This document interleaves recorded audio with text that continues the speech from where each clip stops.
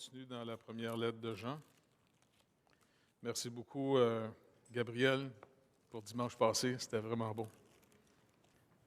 Chapitre 2, verset 28. On va lire ensemble cette portion sur l'aspect d'être enfant de Dieu. Et maintenant, petits enfants, demeurez en lui, afin que, lorsqu'il paraîtra, nous ayons de l'assurance et qu'à son avènement, nous ne soyons pas confus et éloignés de lui. Si vous savez qu'il est juste, reconnaissez que quiconque pratique la justice est né de lui. Voyez quel amour le Père nous a témoigné pour que nous soyons appelés enfants de Dieu. Et nous le sommes. Si le monde ne nous connaît pas, c'est qu'il ne l'a pas connu. Bien-aimés, nous sommes maintenant enfants de Dieu. Et ce que nous serons n'a pas encore été manifesté. Mais nous savons que, lorsque cela sera manifesté, nous serons semblables à lui, parce que nous le verrons tel qu'il est. Quiconque a cette espérance en lui se purifie, comme lui-même est pur. Quiconque pêche transgresse la loi, et le péché est la transgression de la loi. Or, vous le savez, Jésus a paru pour ôter les péchés, et il n'y a point en lui de péché. Quiconque demeure en lui ne pêche point. Quiconque pêche ne l'a pas vu et ne l'a pas connu. Petits enfants, que personne ne vous séduise. Celui qui pratique la justice est juste, comme lui-même est juste. Celui qui pêche est du diable, car le diable pêche dès le commencement. Le Fils de Dieu apparut afin de détruire les œuvres du diable. Quiconque est né de Dieu ne pratique pas le péché, parce que la semence de Dieu demeure en lui. Et il ne peut pécher, parce qu'il est né de Dieu. C'est par là que se font reconnaître les enfants de Dieu et les enfants du diable. Quiconque ne pratique pas la justice n'est pas de Dieu, non plus que celui qui n'aime pas son frère. Fait que Seigneur, c'est la lecture de ta parole.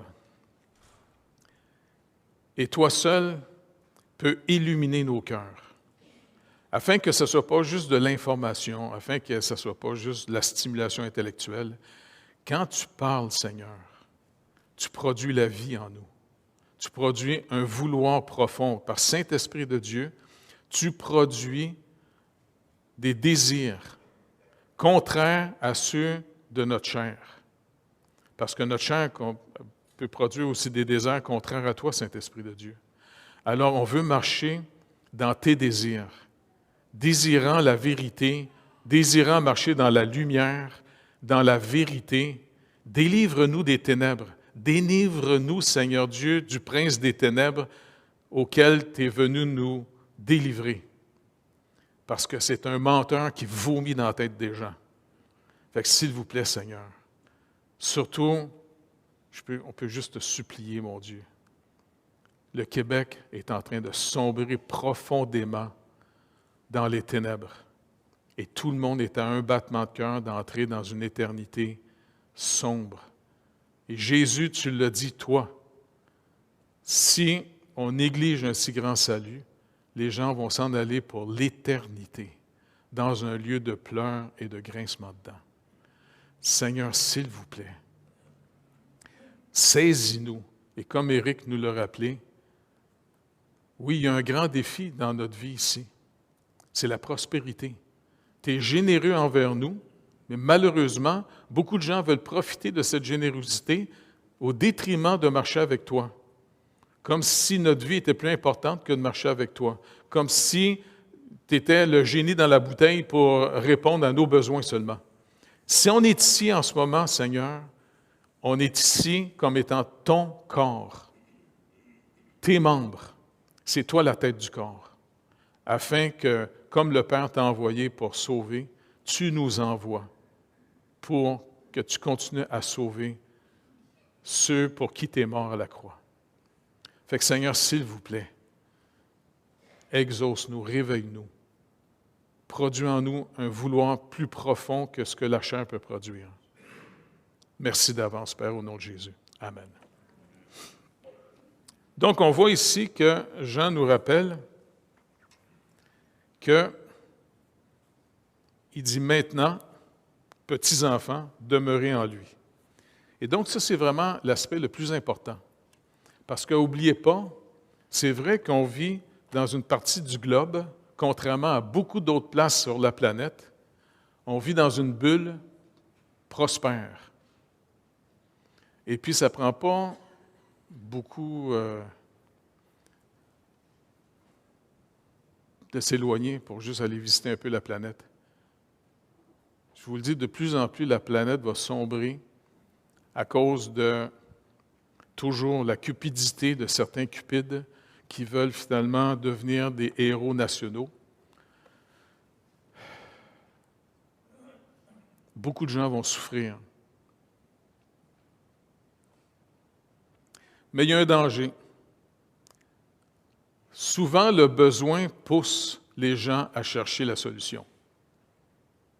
Et c'est pour ça que le salut a toujours commencé d'abord quand Dieu nous a fait réaliser que notre péché était une horreur, une vulgarité profonde, qu'on était sale, qu'on arrête de s'admirer.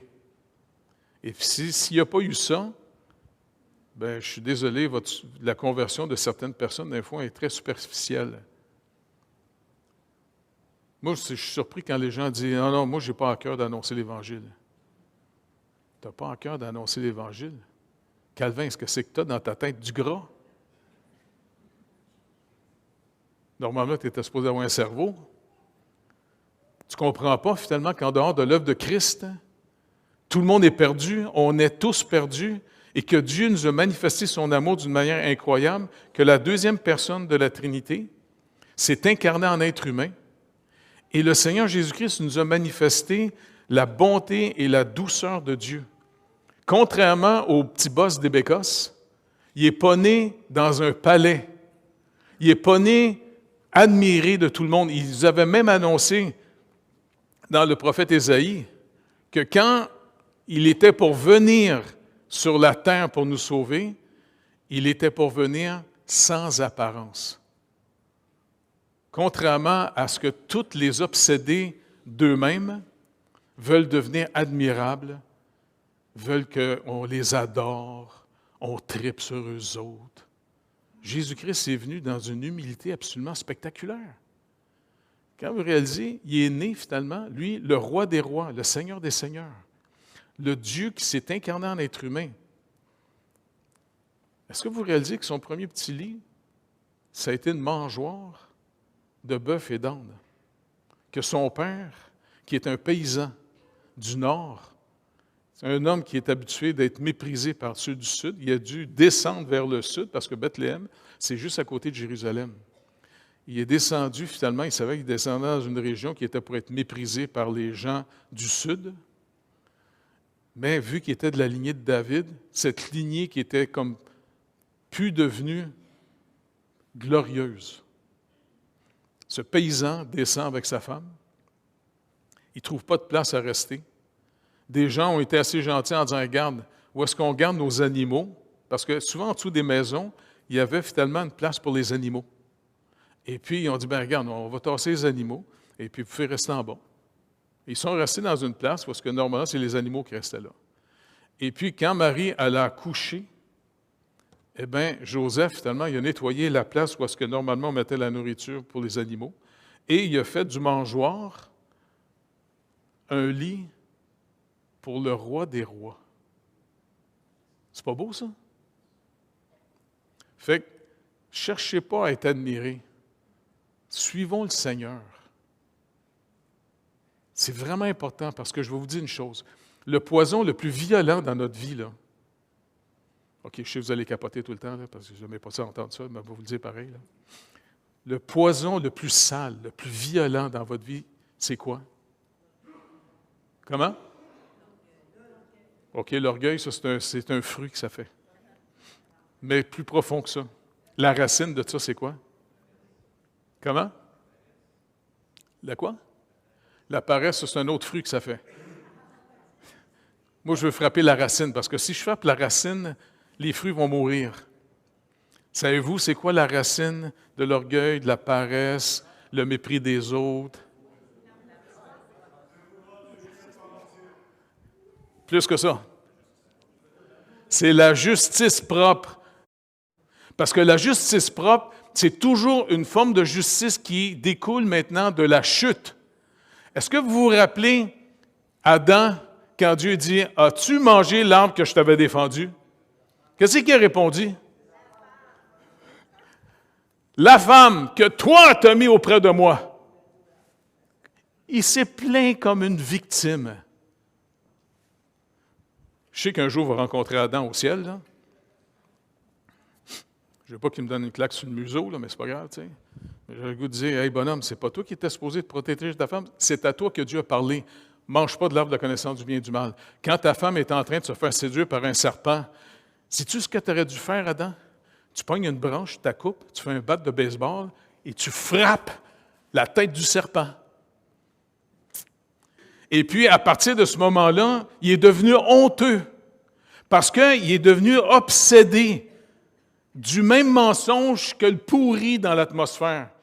Je sais qu'à un moment donné, quand je vais mourir, je vais passer à côté du malin parce que Jésus-Christ m'a sauvé de lui. Puis j'aimerais ça que le Seigneur me donne une roche, que j'y tire ça dans le front. En chemin. Parce qu'il nous a donné son obsession. Lui-même, il veut être adoré. C'est un épais. Je veux juste vous rappeler que le Satan, là, le mot Satan, là, c'est un mot en hébreu qui veut juste dire ennemi.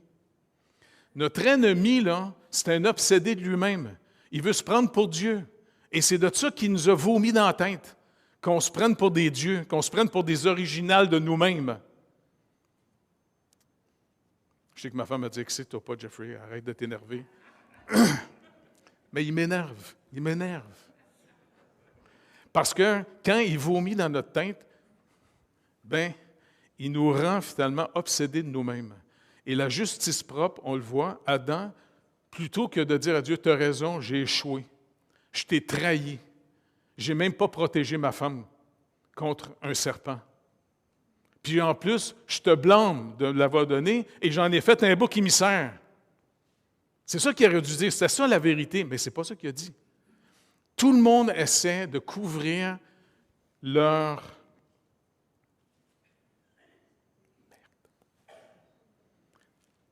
par une apparence de justice. Quand je dis ici que la vraie justice, là, ce n'est pas celle que tu te vantes. C'est celle dans laquelle on marche dans les œuvres du Seigneur.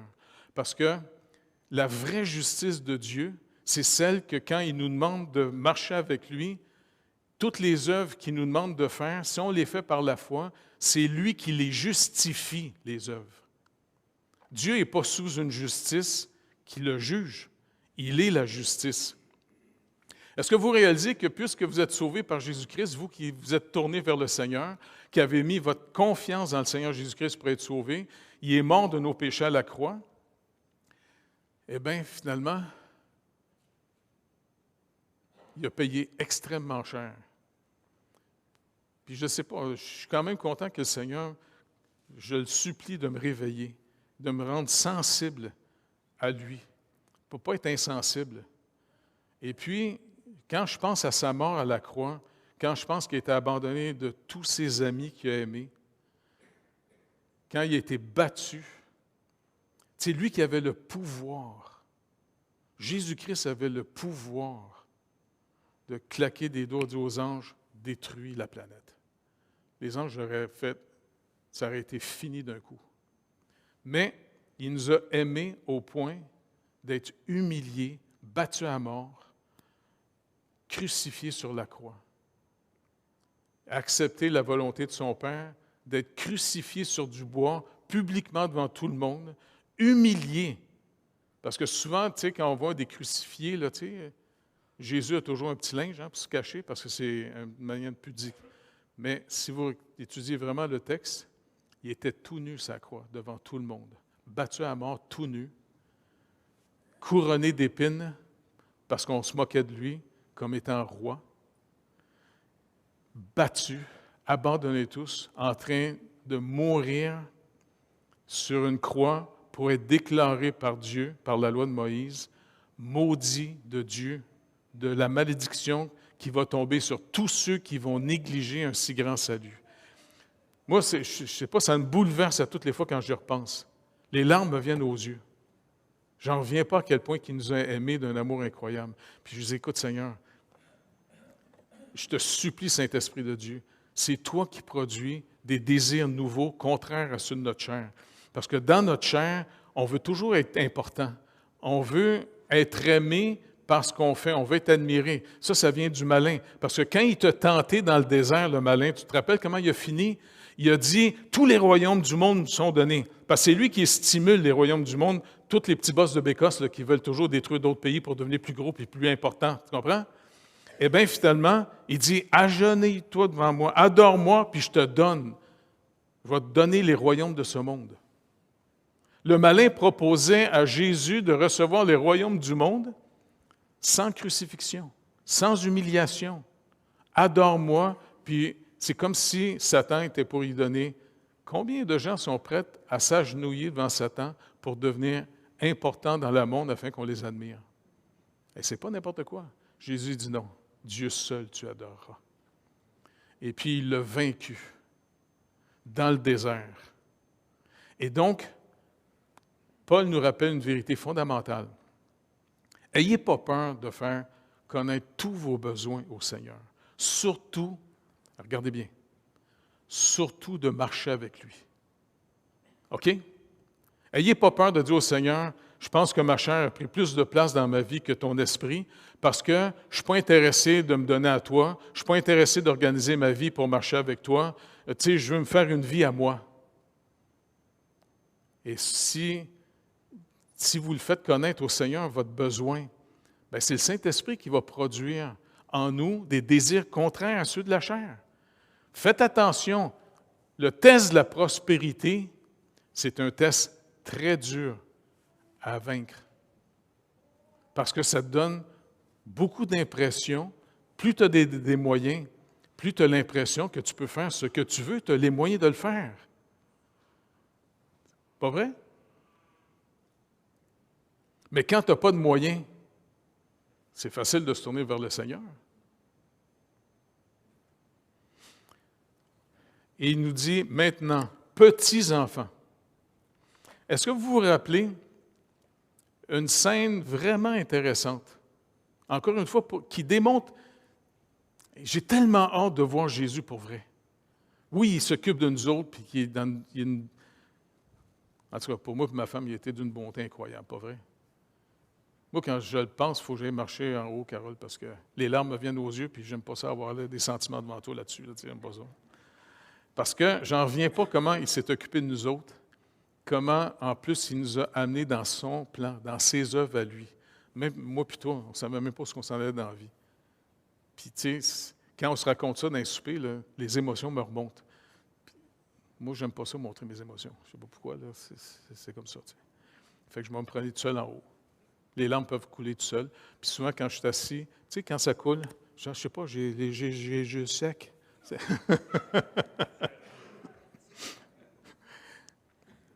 Même tout à l'heure, dans les louanges, là, j'ai manqué de craquer. Ben, j'aime pas ça. Je vous demande pardon. Peut-être un moment donné, je vais venir avec des grosses lunettes de soleil. Mais je suis tellement touché de l'amour que le Seigneur nous a manifesté, parce qu'un jour, les mamans sont arrivées avec leur petit bébé.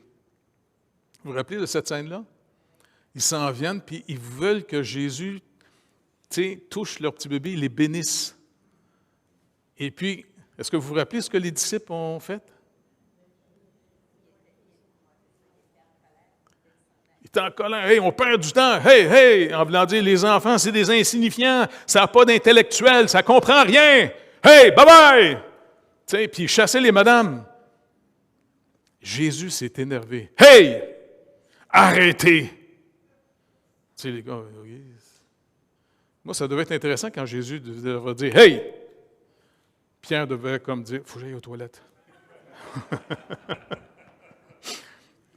Il dit « Laissez venir à moi les petits-enfants. » Il dit « Parce que le royaume de Dieu, il est reçu comme ses enfants reçoivent.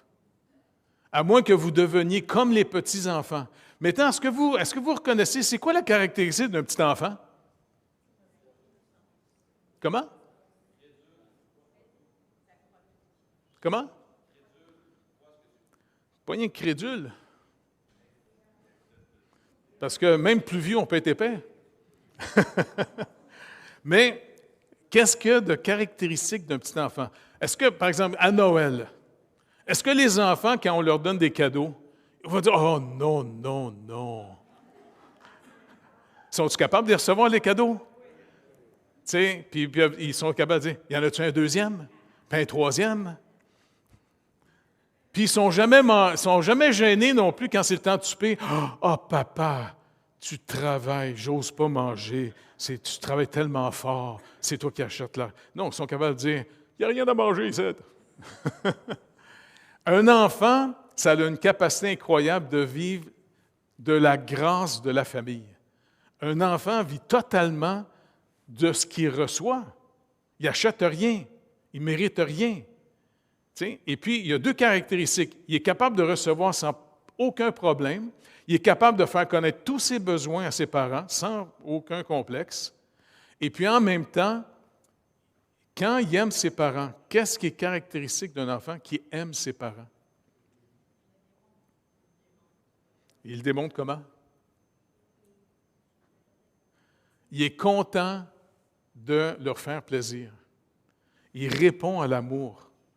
C'est vraiment quelque chose d'important, ça. Un enfant pas aimé, là, il souffre énormément. Mais un enfant qui est aimé, il est comblé. Et puis, un de ses plus grands plaisirs après ça, c'est de pouvoir faire plaisir à ses parents parce qu'il les aime de l'amour dont il est aimé. Et c'est comme ça que Dieu veut qu'on soit. C'est pour ça qu'il nous appelle ici. Et maintenant, petits-enfants. Dans le grec, c'est clair, ça ne se trompe pas. Petits-enfants, c'est tekna. Tekna, ça veut dire les petits poutres. C'est pour ça que ça représente un peu, tu sais, c'est pour les petits-enfants, ça. Et c'est pour ça qu'on va rester des petits-enfants dans cette vie et le Seigneur nous amène avec lui dans son œuvre. Et c'est pour ça que Paul va mettre l'Église de Galate, il va vraiment les protéger, puis même aussi les Colossiens, la même chose, parce que les judaïsants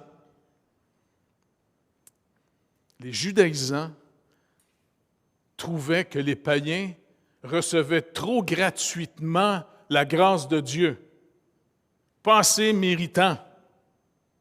Tu sais, vous mangez du cochon, puis vous êtes à rien, vous êtes des païens, parce qu'oubliez pas, les Juifs avaient été mis à part pendant plus de 1500 ans de toutes les autres nations. Le but, c'était que les Juifs ne deviennent pas idolâtres. C'est pour ça que Dieu les avait séparés. Il ne les a pas mis dans un programme pour qu'ils soient sauvés par leurs œuvres. La loi de Dieu freinait le péché en Israël. Et deuxièmement, la loi leur rappelait à chaque année leur péché. Et à chaque année, quand ils célébraient la Pâque, ça leur rappelait une vérité fondamentale. Dieu les a sauvés de Pharaon par pure grâce, sans leurs œuvres, seulement par la foi. Ça, c'est vraiment important.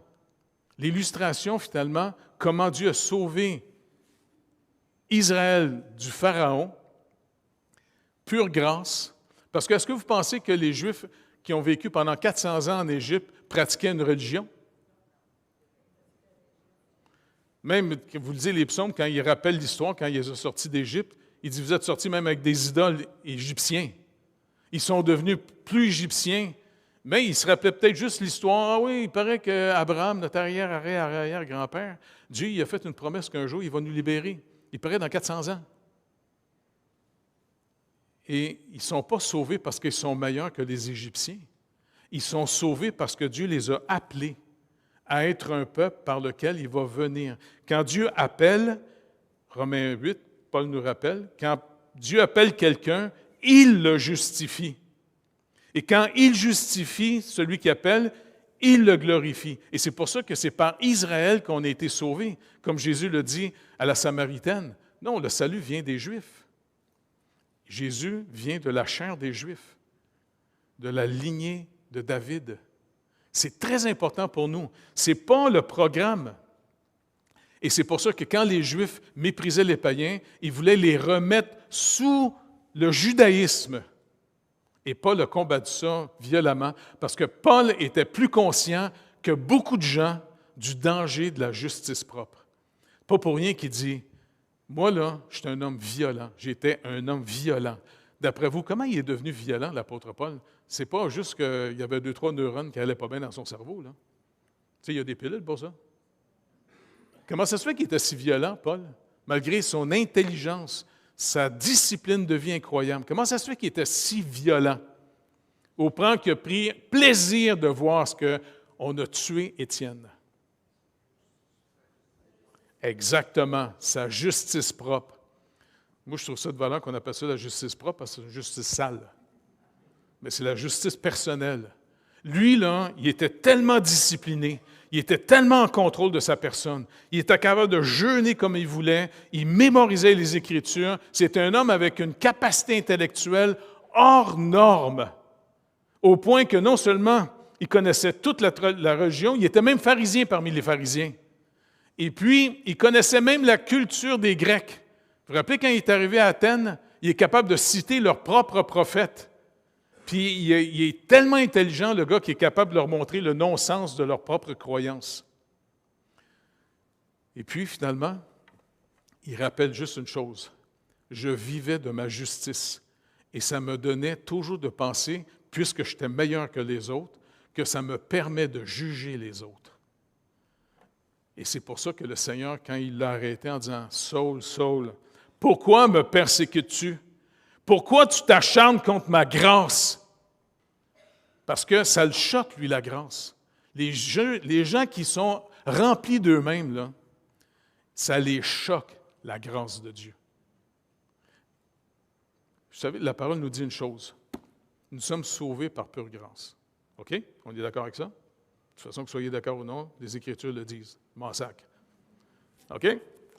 Mais, je veux juste qu'on se rappelle une chose. Paul nous rappelle, Dieu a mis toute la planète sous la condamnation. Tout le monde est condamné. Et si nous, on est sauvés, ce n'est pas que Dieu a pogné la crème. C'est que Dieu a décidé de faire grâce. Et je sais que ça choque tous ceux qui sont bourrés d'eux-mêmes dans leur tête. Je m'en sacre. Tenez. Parce que de toute façon, je remarque juste une caractéristique de ceux qui sont remplis d'eux-mêmes. Ils n'ont aucune compassion pour les autres. Ils ne vont pas organiser leur vie en fonction que d'autres gens entendent le seul message qui peut les sauver, l'Évangile. C'est vraiment vital. Je vous le dis, plus le Seigneur brise notre arrogance, notre orgueil de nous-mêmes, plus on reçoit comme un enfant sa grâce, petits-enfants, mais plus, vous savez quoi? Plus vous allez regarder les gens qui ne sont pas sauvés, vous n'allez pas vous dire hey, « moi je suis meilleur que lui, moi j'ai cru ». N'oubliez pas, chum, il nous a fait une grâce de déchirer le voile. Il nous a, même j'aime beaucoup l'expression que Paul dit aux Galates, parce qu'il dit en passant, si vous ne comprenez pas ce que je vous dis, là, vous avez commencé selon l'esprit, maintenant vous voulez finir selon la chair. Si vous allez dans le programme des Juifs et que vous vous mettez sur un programme pour être meilleurs les uns contre les autres, soyez pas surpris à la fin que vous allez vous dévorer les uns les autres. Il connaît ce chemin-là, Paul, parce que lui-même a marché dans ce chemin-là. Lui-même a été un homme extrêmement violent. Il faisait partie de l'Inquisition en Israël. Il faisait mettre les Juifs qui avaient cru en Jésus en prison. Puis à cette époque-là, si on te mettait en prison, il y a des bonnes chances que tu ne survives pas de la prison. Mais quand le Seigneur l'a arrêté, Paul a été complètement brisé. Et le Seigneur l'a laissé pendant 3 jours de temps dans les ténèbres. Il est devenu aveugle pendant 3 jours de temps. Pour y rappeler en disant, et il a vu sa condamnation.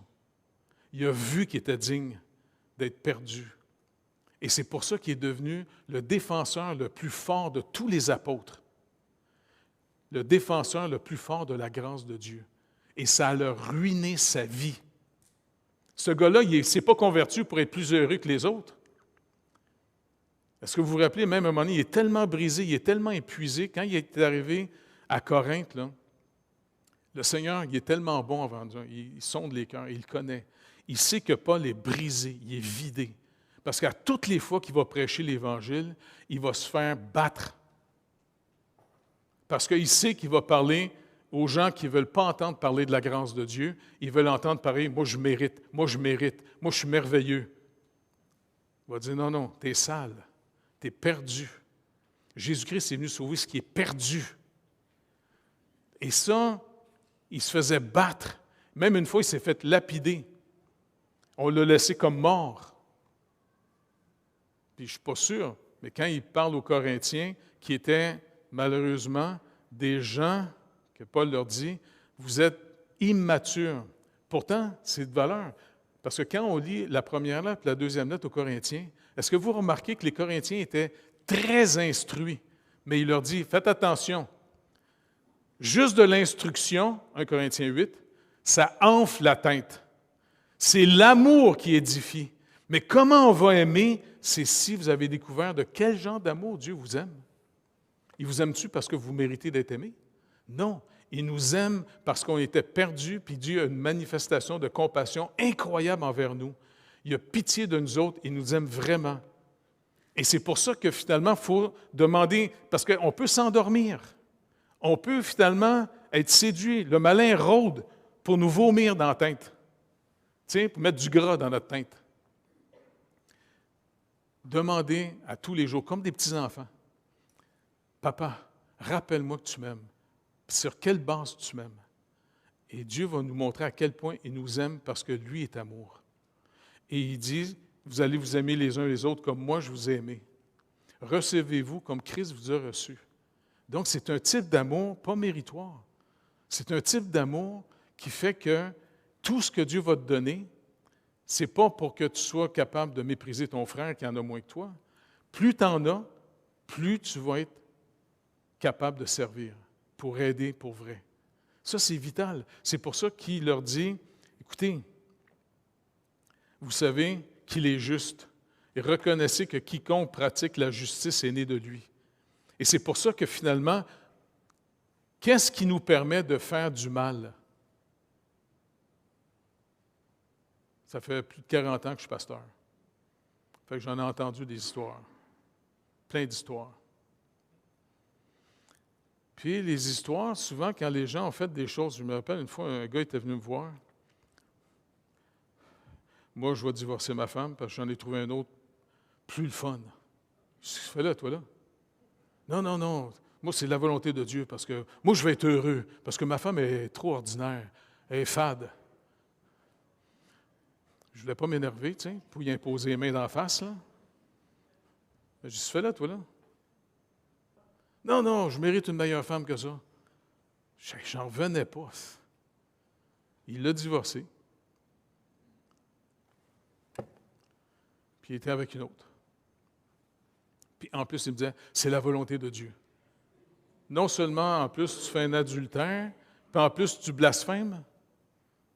Il m'a donné un conseil. Si tu veux marcher pas dans la volonté de Dieu, dans le péché, garde-toi au moins de blasphémer. Parce que tu vas manger une claque sa gueule de la part du Seigneur dans pas grand temps, tu vas voir. Il est mort. Le gars est mort. Quelques années plus tard. Il est mort très jeune, soudainement. On ne se moque pas de Dieu. Jean est en train de faire le contraste en disant, vous êtes des petits-enfants. Un petit enfant reçoit tout de ses parents. Et si on aime nos parents, c'est parce qu'ils nous aiment. Pas vrai? Si on parle, c'est parce qu'ils nous ont parlé. Imaginez un enfant là, qui n'a jamais entendu une parole de sa vie qui est née. Pensez-vous qu'il va se mettre à parler tout seul? Non, il parle parce qu'on lui a parlé. Et puis, un enfant vit énormément de limitations. C'est pour ça qu'on a hérité énormément de nos familles. Non, c'est vrai, ça a l'air de rien, mais quand Paul va dire « Soyez mes imitateurs comme je le suis moi-même de Christ », eh bien, il est capable de leur dire « Regardez, j'ai appris, j'ai lâché comment je pourrais dire, là, le narcissique chronique que j'étais, qui s'admirait lui-même et qui mettait Dieu en dette envers moi en tant que pharisien, et j'ai appris à imiter Christ, et quand Dieu s'est fait chair, il a laissé sa gloire, et Jésus lui-même le dit, « Je ne fais rien par moi-même. » Jésus faisait rien par lui-même. Imaginez-vous Dieu éternel qui se fait chair, il vient comme nous, il se limite comme nous, il va dépendre de son Père, il va prier son Père, il attend, il va apprendre l'obéissance jusqu'à la mort. Donc, moi, je supplie Seigneur, écoute Seigneur, s'il vous plaît, tu sais que la religion, quand on se met dans un petit programme de religion, on a le don finalement, des fois, de se ramasser des petites choses, puis on aime ça parler de ce qu'on a fait, nous. C'est toi qui nous as amenés dans ton œuvre. Et c'est pour ça on a parlé souvent ensemble, tu sais, sur le balcon. Là. Le Seigneur permet des fois que des gens nous claquent le museau, hein, qui nous fait du tort. Et puis c'est le fun, parce que c'est comme un petit test. Il t'envoie ton petit bulletin pour voir ton ego, il est rendu où. Puis moi, quand mon ego commence à enfler un peu trop, tu sais, il permet régulièrement que des têtes à claques arrivent. Et puis, tu es obligé de t'humilier devant le Seigneur en disant « Pourquoi j'ai le goût de me venger, j'ai le goût de faire du tort? » Je te demande pardon. Je te demande pardon, puis je te demande une chose. Réveille-moi de ta grâce, s'il vous plaît, parce que je veux apprendre à marcher avec toi, Seigneur Jésus. Et ça, c'est vital. C'est la seule chose qui nous renouvelle sans arrêt. Parce que comme il dit, passage important ici, il dit, regardez, il dit, « Et maintenant, petits enfants, demeurez en lui, afin que lorsqu'il paraîtra, nous ayons l'assurance et qu'à son avènement, nous ne soyons pas confus et éloignés de lui. » C'est facile de s'éloigner du Seigneur. Je rends grâce à Dieu que beaucoup d'entre vous, on se connaît quasiment depuis des années qu'on a marché avec le Seigneur. Faites attention. Le malin rôde pour essayer de stimuler votre justice propre pour qu'un jour, vous abandonniez le Seigneur de marcher avec lui. C'est très dangereux, ça.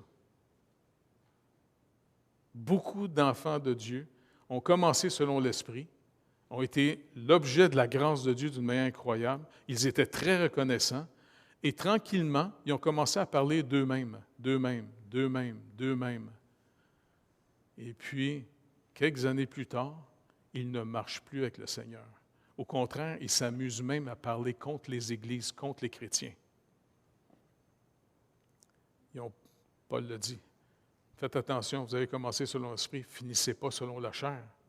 Finir selon la chair, c'est pas compliqué de voir si on est dans la chair. Jusqu'à quel point vous êtes devenu arrogant de vous-même. Est-ce qu'on est comme le Seigneur Jésus? Jésus dit, « Je suis doux et humble de cœur. » Là, il parle en tant qu'être humain, pas en tant que Dieu. En tant que Dieu, il est glorieux. Mais quand il parle en être humain, il dit, « Je suis doux et humble de cœur. » Le seul moyen de rester comme ça, on ne peut pas le faire par nous-mêmes. Parce que même si on le fait par nous-mêmes, on est fier de le faire. Tu sais, vous avez déjà entendu des gens qui disent, « Oh, je suis tellement fier d'être humble. »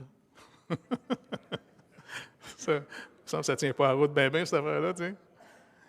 Donc, on peut juste dire au Seigneur, sans toi, on ne peut rien faire, mais par toi, on peut tout faire. Par toi, on peut tout faire ta volonté. Fait que je vais te faire connaître tous mes besoins, et puis, merci de me combler. Et c'est pour ça qu'avec Éric, c'est le fun, parce que quand on s'est rencontrés au camp, là, hein, tu te rappelles? Ça fait, je te dis, depuis le début de l'été, que souvent, je me promène chez nous, puis je prie le Seigneur, je demande une seule chose. Seigneur, notre Église, le Québec surtout, parce que moi, je suis tourmenté de voir comment le gouvernement est maintenant à genoux devant, finalement, tout l'esprit de Sodome et Gomorrhe. Tu sais, au point, là, que le gouvernement fait la même chose qu'il faisait il y a 50 ans, mais c'est un nouveau parti qui a pris le pouvoir. Maintenant, je dis, Seigneur, on est dû pour un vrai réveil, pas juste des églises qui grossissent, Un réveil, Seigneur, parce que les gens sont à un battement de cœur de s'en aller dans l'éternité. Puis à toutes les fois que je vois dans le journal quelqu'un qui est mort, je dis, wow, il est où, là? Il est où en ce moment? Tu sais? Fait que je priais, on est dû pour un réveil, mais avant que tu réveilles le Québec, peux-tu nous réveiller nous autres? Parce que même nous autres, on s'est endormis. Réveille-nous. Moi, le premier, Seigneur, réveille-moi. Réveille-moi parce que, je ne sais pas, j'ai commencé à penser plus à moi dernièrement. Tu sais, je sors moins, j'organise moins ma vie, envie de sortir. C'est sûr que la COVID que j'ai pognée en chemin, là, elle me donne le goût de me coucher le soir à 7h30, 8h. Tu sais. Je ne sais pas pourquoi, là, je suis resté toujours fatigué de même. Là, tu sais. Puis, c'est sûr que ça ne me tente pas de m'en aller vite en Haïti, parce que je me suis dit, bon, tant qu'à me faire tuer, là, tu sais, je suis bien de mourir ici, là. Je dis, Seigneur, j'aimerais ça mourir chez nous, même pas à l'hôpital. Tu sais, peux-tu me faire mourir vite? Bing! Tu sais? Fait que si jamais je m'en vais ailleurs, si je dois mourir, arrange-toi qu'un gars pogne sa carabine et me tire dans la tête tout de suite. Bing! Pow! Pow! Ça va être fini. Tu sais? Je veux pas que ça veut... Tu sais que je suis peureux, de toute façon. Puis tu sais que j'aime pas ça souffrir. Fait que, une petite vite. Puis j'ai un de mes amis qui me dit « Hey Jeff, quand est-ce que tu vas venir me donner un coup de main? » Parce que je suis dans un pays, c'est un pays musulman. Puis il dit « Là, si jamais on se fait pogner, tu vas être en prison. » Puis même, il y a des gangs de rue là-bas, tu sais. C'était le fun parce que c'est ça qui me stimule à prier pour un réveil. Puis quand Éric est venu me voir, il disait hey, « Moi, j'ai vraiment à cœur qu'on prie pour un réveil. » Hey, tu confirmes une prière que je fais depuis tout l'été. Je capotais bien raide, j'étais tellement content. Venez juste ceux qui veulent. Ceux qui ne veulent pas, restez chez vous, OK? Sacrez-nous patience. Alors, regardez la TV niaiseuse, là, puis allez aux toilettes, OK? Mais venez pas. Mais, il disait, quand j'étais à l'île de Malte, c'est là que j'ai rencontré mon ami, là, qui est dans un pays dangereux en ce moment. Et puis, j'ai rencontré des gros colosses, tu sais, là-bas, puis je dis « Hey, t'es chrétien? » « Ouais, tu sais. »« Non, j'étais musulman avant, puis dans tel pays. » Avant d'être musulman, moi, là, j'ai malheureusement brûlé des villages. J'ai attaqué des chrétiens. J'en ai tué. Ah oui. T'es chrétien, là, hein? Ah oui, tu sais. J'ai dit, mais là, moi, j'ai pas peur d'évangéliser, je m'en fous de mourir. Tu sais, il a vraiment connu le Seigneur. Puis il dit, il m'a raconté une histoire incroyable. Il y a une jeune femme, tu sais, qui finalement a prié le matin, elle lisait sa Bible en cachette, parce que c'est dangereux dans ces pays-là. Puis le gouvernement valorise que ces gens-là, au nom de leur religion, de tuer les chrétiens. Le gouvernement ferme des églises, met des gars en prison. Et puis, finalement, il dit, cette jeune femme-là, un matin, le Seigneur lui met à cœur, parce que quand elle prenait l'autobus pour aller travailler, elle voyait toujours un imam rentrer dans l'autobus, très zélé, habillé avec une tunique blanche, puis toute l'affaire, tu sais, zélé, tu sais. Fait que le Seigneur avait mis à cœur, tu vas lui donner une Bible. Elle capotait bien raide, elle pleurait, Seigneur, non, tu sais, puis elle a tardé. Puis à chaque matin, elle disait ça revenait, puis ça revenait. Puis là, elle m'a dit, OK. Un jour, elle part dans l'autobus, elle avait amené une petite Bible, tu sais. Elle voit le monsieur rentrer. Elle se lève. Elle risque sa vie. Surtout dans ces pays-là, les femmes sont considérées comme des subalternes. Ça fait qu'elle dit, OK, Seigneur, je le fais à cause de toi. OK? Je vais t'obéir. Au secours. Elle se lève.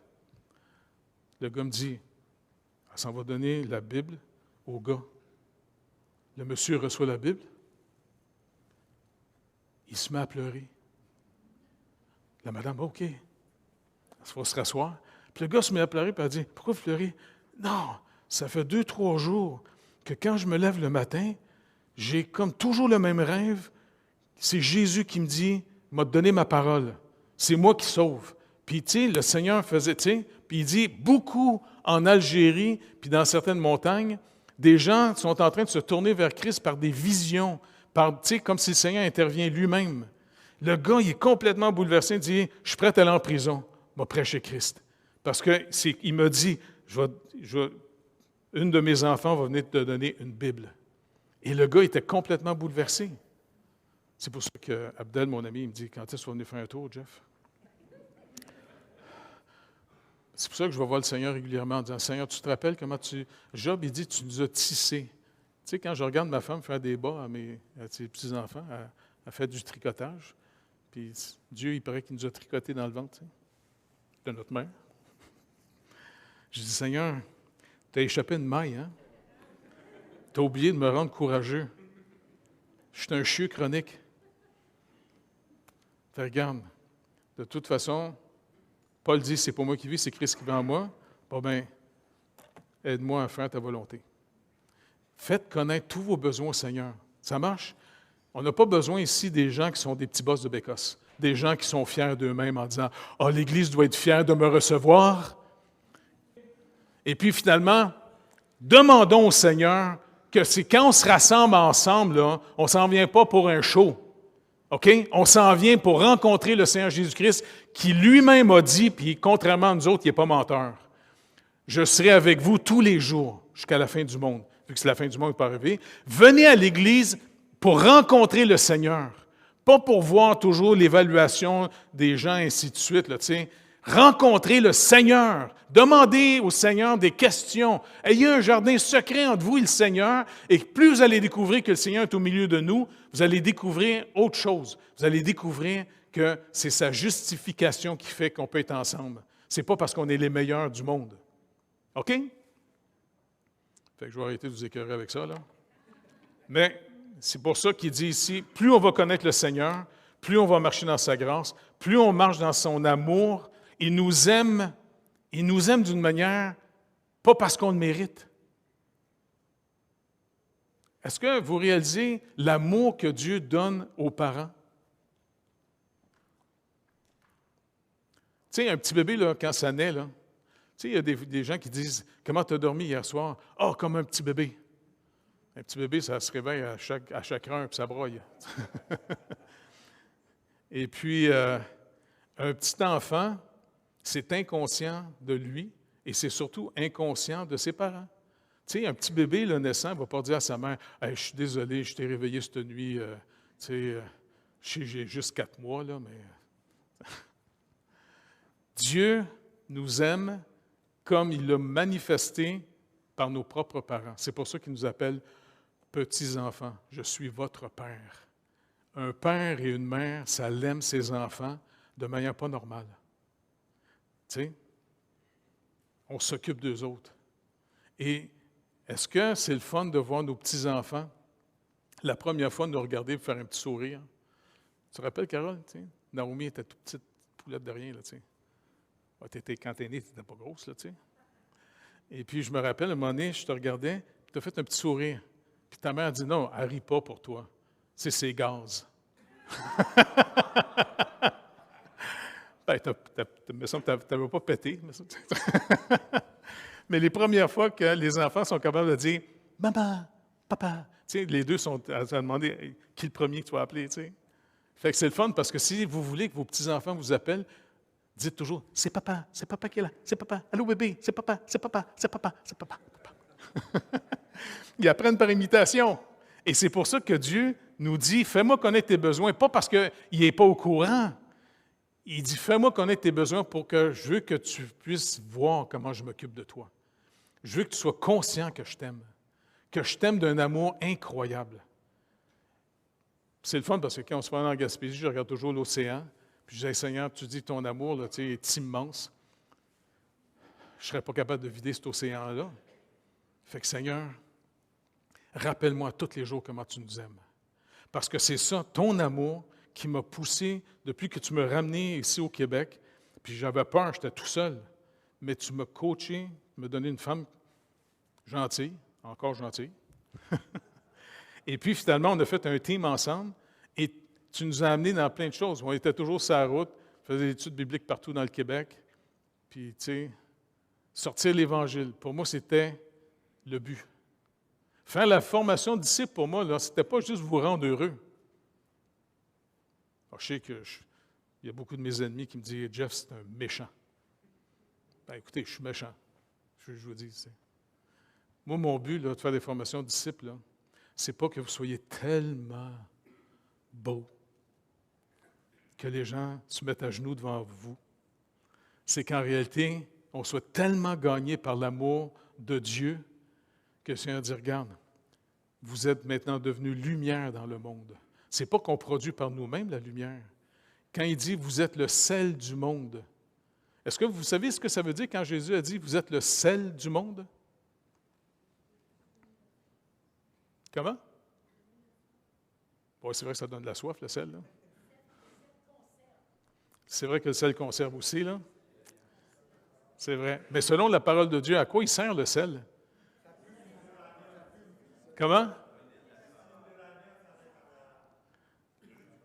Il dit, tu vas toujours m'offrir toutes tes offrandes salées, du sel.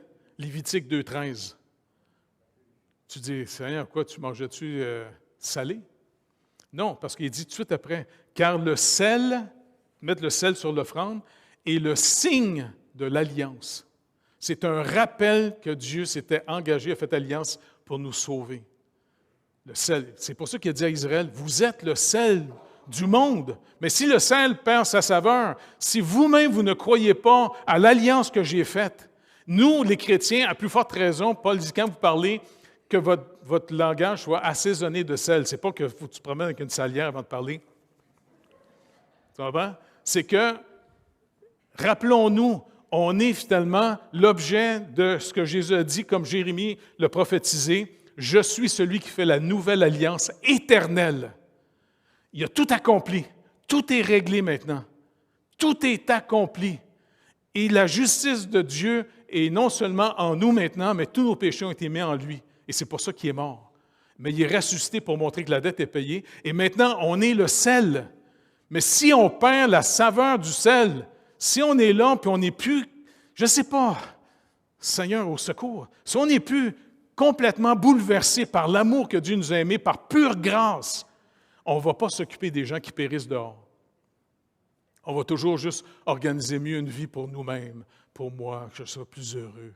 Parce que le Seigneur m'avait montré, parce que je disais, Seigneur, je suis timide, j'ai peur. Pourquoi? Puis le Seigneur m'a montré pourquoi j'étais peureux. C'est que je m'aimais tellement au détriment des gens. J'étais prêt à laisser crever les autres pour que moi, je sois plus heureux. Quand il m'a montré ça, là, j'en ai pleuré. J'en revenais pas. Il m'a laissé périr tout mon quartier parce que je ne veux pas me faire écœurer par personne. Je te demande pardon, Seigneur, c'est vrai. Je suis un maudit lâche à la marde qui vit juste pour moi-même, pour mon bonheur personnel. OK. Je vais sortir. Je sais que je suis peureux, moi, y aller pareil. Puis, je me rappelle, je suis sorti de mon laboratoire de photo, parce que là, je me cachais chez nous. Là, ma mère me voit sortir. Tu t'en vas où? Je dis, bon, voici la première personne qui m'attaque à tous les jours. M'en va annoncer l'Évangile. Elle s'est mise à crier. Je ne veux pas en entendre parler. Je m'en sac, man. M'a t'en parler pareil, m'a t'écœuré quand même. Bye bye. M'en va me promener dehors. Puis je me suis promené dans le quartier à tous les jours. Tu te rappelles, quand on s'est rencontrés, je disais à toi et ta sœur, je m'en allais me promener, prier pour moi, je m'en allais me promener dans le quartier, annoncer l'Évangile. Tout ce qui bougeait. Puis, si je demandais au Seigneur, regarde, même tes apôtres t'ont demandé un jour, donne-nous la hardiesse, donne-nous le courage. Bon, ben, regarde, si les autres te l'ont demandé, je peux te le demander. Et puis, le Seigneur me l'a donné. Je ne sais même pas comment c'est arrivé. Je ne sais pas ce qui m'a saisi. C'est comme si ça a été plus fort que moi jusqu'à aujourd'hui. Demandez. Nous sommes des enfants. OK? Je veux juste qu'on finisse le message avec ça. Mes petits-enfants. On est des petits-enfants. Les enfants, ils ont juste une chose à faire dans la vie. Demandez. Et vous recevrez. Demandez le courage. Demandez d'être conscient. Demandez finalement que le Seigneur verse en nous l'amour qu'il y a pour nous afin que cet amour-là nous amène vers les autres. Afin qu'on ne soit pas simplement une Église humaniste. Comprenez? Fait que Seigneur, si j'ai été trop loin, je te demande pardon. Mais j'aimerais qu'on aille beaucoup plus loin. S'il vous plaît, Seigneur. Merci de bénir Pasteur Sylvain qui s'en va à l'Église de la Trinité pour les encourager. Et que tous ensemble, toutes les églises, Seigneur Dieu, qu'on arrête d'être des petits compétiteurs, qu'on essaie de toujours parler contre les autres églises pour se vanter d'être meilleurs que les autres. Au contraire, il y a juste un corps de Christ, afin que, Seigneur Dieu, on puisse, au contraire, retrouver l'amour que tu nous as donné. Tu dis, recevez-vous comme je vous ai reçu. Tu ne nous as pas reçus parce qu'on était si aimables que ça. Seigneur, tu nous as sauvés par pure grâce. S'il vous plaît, que ta grâce nous inonde et que personne ici se prive de te demander, surtout s'ils n'ont pas le goût de marcher avec toi, qu'ils viennent te le dire. Seigneur, je suis rempli de toutes sortes d'autres idées dans ma tête. Je n'ai pas le goût de marcher avec toi. Je veux plus regarder la télévision. Je veux plus, tu sais. Fait que Seigneur, toi, là, Saint-Esprit de Dieu, il n'y a rien d'impossible pour toi. Tu peux produire en nous des désirs qui sont complètement contraires à ceux de notre chair. Fait que c'est à toi que je le demande. Je ne demande même pas aux gens de se mettre sur un programme. Je te demande de nous réveiller, Seigneur. Car quand tu nous réveilles, on n'est plus les mêmes. Fait que Seigneur Jésus, tu es la tête du corps. Pour toi, là, il n'y a rien d'impossible parce que notre Père, parce que c'est comme ça que tu nous as dit d'appeler ton Père, notre Père, à cause de toi, Seigneur Jésus, eh bien, notre Père t'a donné à toi, Seigneur Jésus, tout pouvoir dans le ciel comme sur la terre. Et à plus forte raison, plus qu'on est ton corps, vivifie-nous. Seigneur, s'il vous plaît, redonne-nous ta force et surtout ta joie, parce que ta joie, la joie du Seigneur, c'est notre force. Et ta reconnaissance va faire qu'on va avoir compassion vers ceux du dehors et on va vouloir sortir l'Évangile, autant avec les déjeuners de l'espoir, ou encore une fois avec la pièce de théâtre, ou aussi dans nos familles, que nos enfants, on puisse leur montrer comment nous, on marche avec toi, Seigneur. Comment on s'attend à toi pour que ça ne soit pas juste une petite religion ou un moralisme qu'on fait dans nos maisons envers nos enfants, qui nous voient marcher avec toi, qu'on les amène avec nous dans les œuvres que tu prépares, afin que nos enfants te découvrent, Seigneur. Que ça ne soit pas juste une religion. S'il vous plaît, Père. Moi, je suis déchiré dans mon cœur. Je te le demande au nom de Jésus, Père. Je ne te le demande pas au nom de ma justice, je te le demande au nom de la justice de Christ. Glorifie ton Fils, Seigneur, Père Tout-Puissant. Glorifie Jésus, car c'est le seul nom donné aux hommes par lequel on peut être sauvé. Alors, merci d'avance. Et que personne ici ne se prive. Si quelqu'un n'est pas sauvé, qu'il se tourne vers toi pour, tu l'as dit, demandez et vous recevrez. Seigneur, accorde la repentance et la vraie foi en toi. Que personne ne se fasse à croire qu'il est sauvé s'il marche dans les ténèbres. Au contraire, s'il vous plaît, Père, réveille-nous tous, vivifie-nous. Et que ton amour nous envahisse tous afin que notre communion fraternelle soit sincère et honnête les uns envers les autres. Merci d'avance, Père, au nom de Jésus. Amen. Pasteur Sylvain, que le Seigneur te bénisse. T'en vas donner l'église là-bas, là, c'est super. Dieu vous bénisse tout le monde.